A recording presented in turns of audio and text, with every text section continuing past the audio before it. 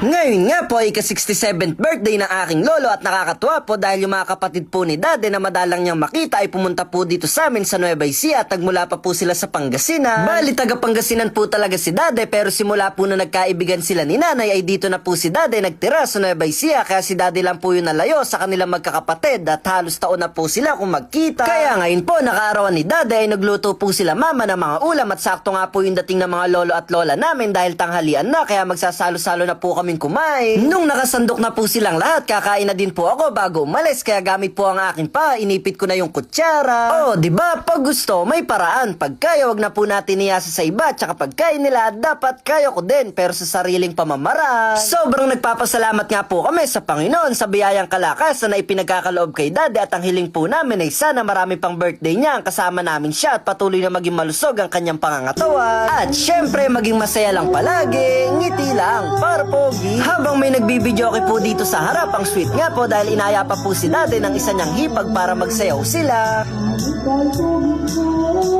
Pagtapos po naming magtanghalian, sumaglit naman po ako sa bayan para bumili ng cake at pagbalik ko nga po katatapos lang nila magmerienda. Dala na po ni mama yung cake tapos iaabot ko po yung simpleng regalo ko kay Dade na solar tapos may nakaipit po na pang merienda niya. Ay, salamat! Happy birthday! Happy birthday to you! Yeah!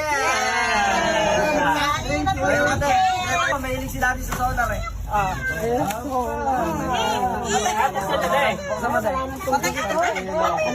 Ay! Ipit pa pala! Thank you very much! Happy birthday po Dade, mahal na mahal ka namin. Go na! Go na! Mayayari na nga po pala yung video. Salamat sa panonood mo. Sana nag-enjoy ka. Hindi ko na sayang yung load mo. Kita-kita na lang po tayo sa susunod na video. May muscle yan!